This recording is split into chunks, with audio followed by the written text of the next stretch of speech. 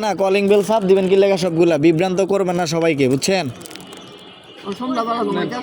হ্যাঁ, সন্ধ্যাবেলায় ঘুমাকার নাই হোক, এটা ভাড়া বাসা, এটাতে কেউ ঘুমায়, কেউ কথা বলে, ডিস্টার্ব ফিল করে।